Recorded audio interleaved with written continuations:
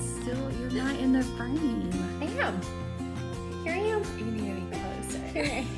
Hey, Here I am. I feel like I'm getting cut off. I can't go any taller. Okay, hold on. Yeah, you can. What else? I'm gonna put you. It's not going to be a matter of, let's see, you're getting shorter. And I'm still up in the frame. Do we need one more box? We still just have to have enough behind it. Maybe that's better. Okay. I think that might be better. Is that good? Is that better? Once. Okay. Shut up. Take the shirt off.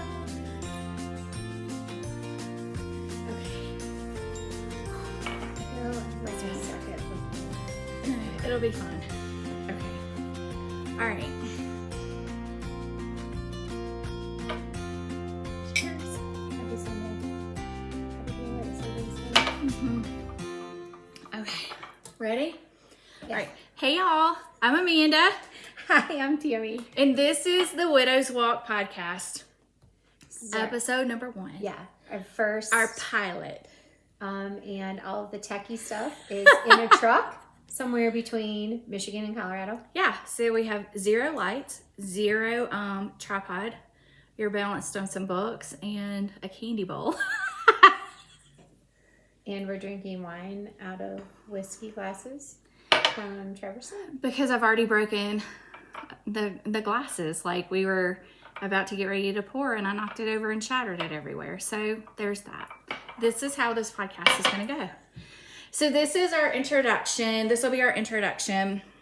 This is going to be a podcast about all things widowy. It is what it is. So I think probably what we'll do is for this episode, we will just kind of like give you some background on the two of us. Yeah. And absolutely we want you to comment below because we're going to start taking questions and doing podcasts out of that. And requests. Yeah, requests, whatever you want to talk about. And we're real honest, so. It's going to be raw. It's going to be real.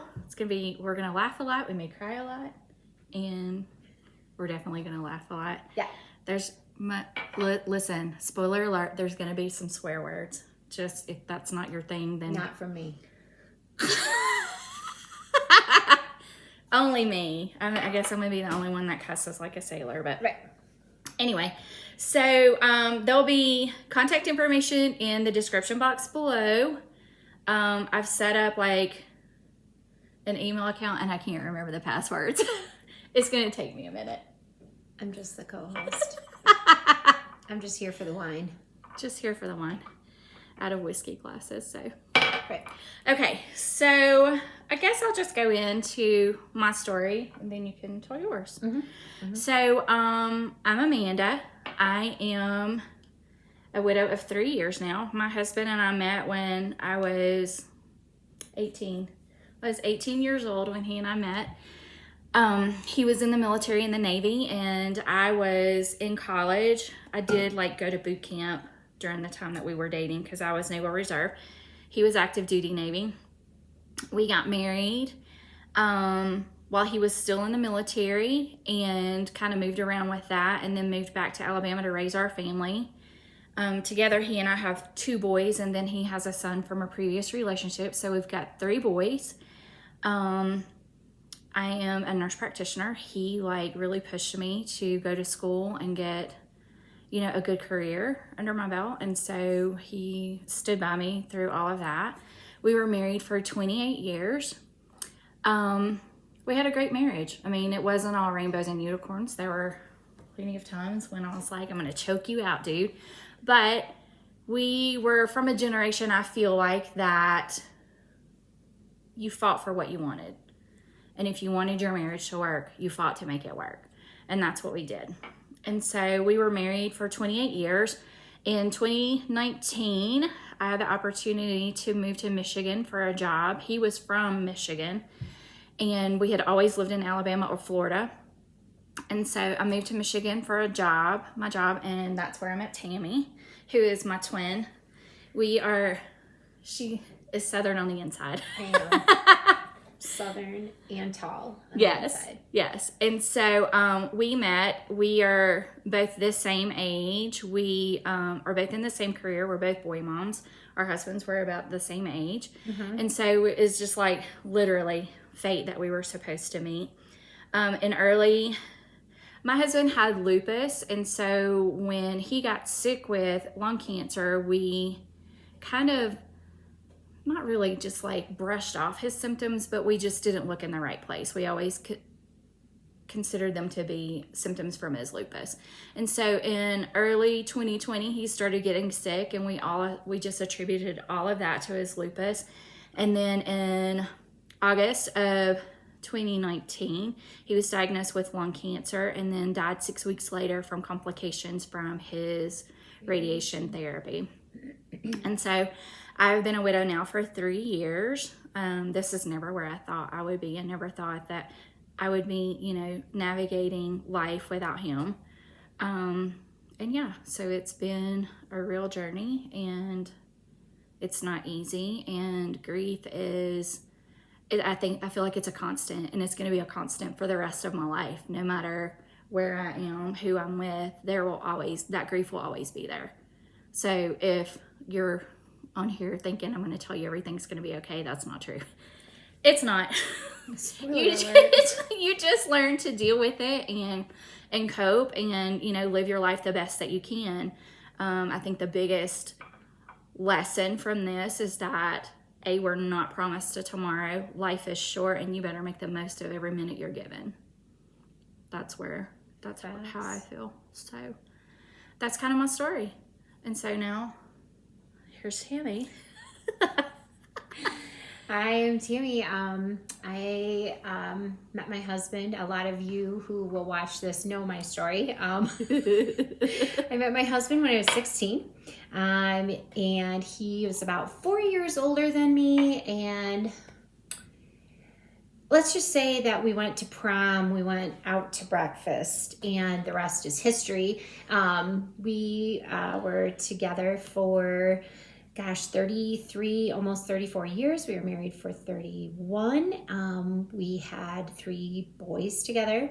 And like Amanda said, it wasn't all sunshine and rainbows, but we fought hard. And I think people are very inspired by our story. And honestly, we were empty nesters for about 9 days before he got sick. And initially, we thought he had COVID. That was kind of during the pandemic.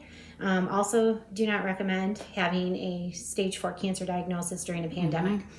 Puts a whole other layer of shit on it. So he just never really got better. And I was working, strongly encouraged him after weight loss and chest pain, a cough, and just generally unwell. And I kind of told him that I thought he had cancer, and he was livid at me. And I told him that I thought Amanda and I were meant to do this journey together. And I won't repeat what he said because it was brutal. And sometimes the truth hurts. So while I was working, he came into the emergency room.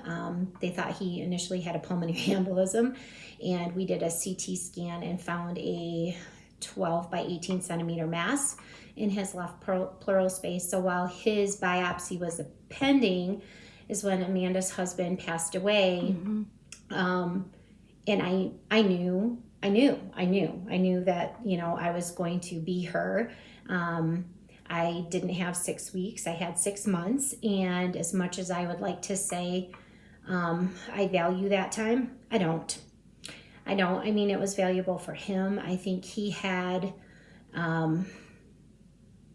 time to kind of come to terms with some things. And honestly, he didn't come to terms with some things. And that was just a very cruel and brutal 6 months. Yeah.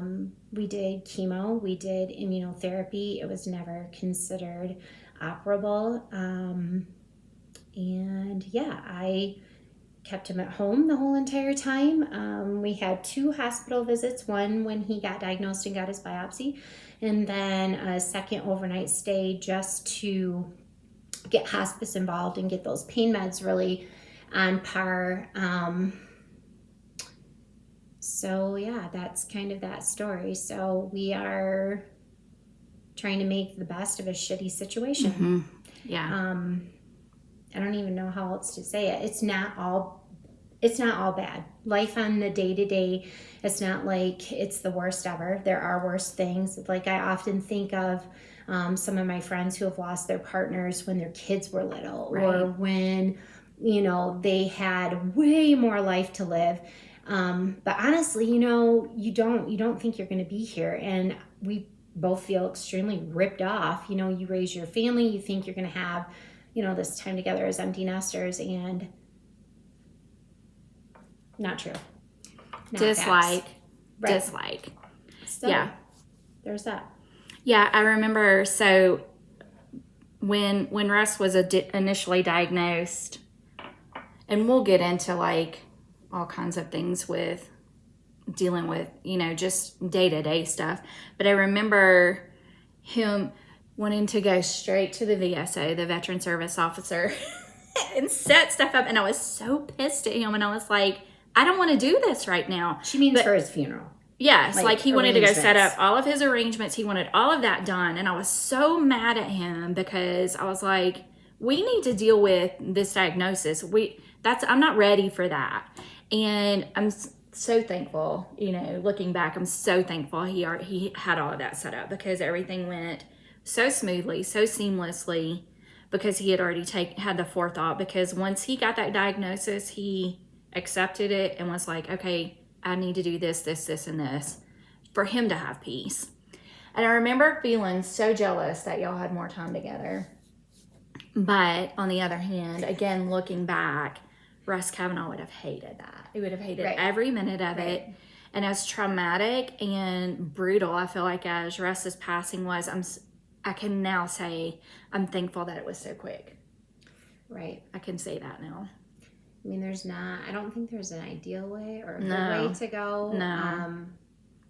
It all sucks all the way around, no matter what your situation, whether you knew and had time to prepare, or whether it was abrupt and you didn't have time to prepare. I think that would be even harder. At least we did have 6 weeks. At least you did have 6 months. If you were, I feel like people who are handed that fate of like a car accident or a sudden heart attack or something like that, I personally always am like, I hope that everybody was happy with each other. Like, I hope that your last conversation with that person was good. I hope that your relationships were all on solid ground, because there's no opportunity to resolve anything. Exactly. That's why I think that looking at things now, and, making sure you say the things that need to be said, making sure you tell them that you love them, no matter what, because you don't know, when they walk out the door, that may be the last time you see them. You just don't know. So that's basically our story. It's horrible. It's not great. And we're going to talk about all kinds of stuff in this podcast. It's not all going to be doom and gloom. It's not. It's going to be like our crazy life, because we really do have a crazy life. And our most recent crazy thing that we did was quit our jobs and move to Colorado. Yeah, we just uprooted. Coming to you from Highlands Ranch in the mountains.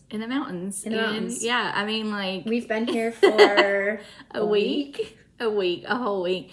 Yeah, I think that was a shocker for everyone. I wasn't a native of Michigan, and so I really didn't have deep roots there to stay there, but I know that in my heart, and we won't get religious or anything on here, but I have a deep faith, and I know in my heart that I'm not supposed to go back to Alabama, where I'm originally from. And this opportunity came open, and it was just like, boom, here you go. This is what you're doing. And here we are. Yeah, I think we started this in June. We were interviewing and sending in resumes and set everything up, and it was just like boom, boom, boom, boom, boom. And here we are. So Yeah. For everyone in Michigan, it is sunny and 70 here today, and it is November 5th.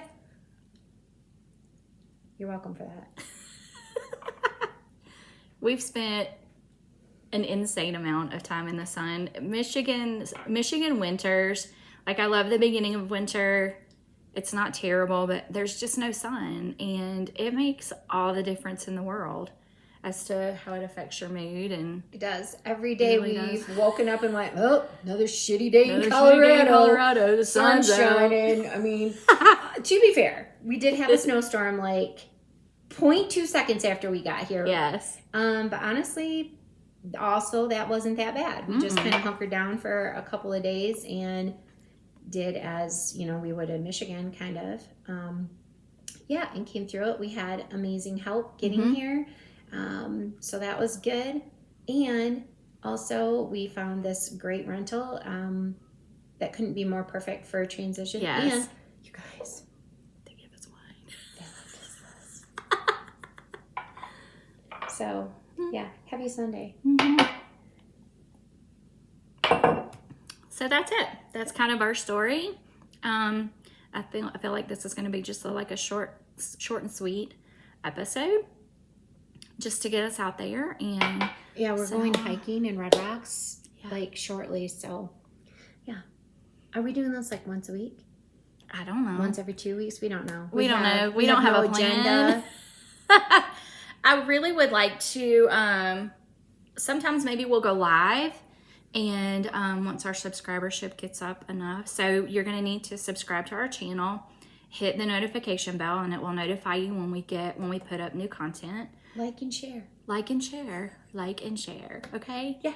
And this one's just going to be short and sweet, but we really want to just get into the down and dirty of life, navigating life as a widow or widower. We're going to say widow because that's what we are, but if you're a man who's lost your wife, or even if you weren't married and you were in just a long-term relationship, whatever. If you have lost your significant other, this is the place for you. If you are living life with half your heart, Yes. Come on. we're your join people. us. We're Yeah. your people. And we're just going to go through we'll have videos of our shenanigans and the things that we I do. feel like we'll reach out maybe to a few of our besties initially for some suggestions or requests. Yeah, and I really would like to have guest spots of people for financial advice or for whatever, Yeah. because this is a daunting thing when you've been in a relationship for as long as Tammy and I were, to go from having a partner to help with everything. You're like going from being a we to a me. Yes. And it's a lot. It's a lot to... Especially when it's your whole adult life. Like, you've never been unsupervised. Ever. Here we are, unsupervised. And it's been a shit show at times. Just gonna say it. Oh, boy, It has has been. it. Because just let me tell you, just navigating dating. It's horrible. We'll get there though, but we're gonna talk about all that stuff. And I hope you'll come and join us and enjoy the ride. Yeah. All right? You good? I'm good. Okay. We'll see y'all next time. See ya. Bye. Bye.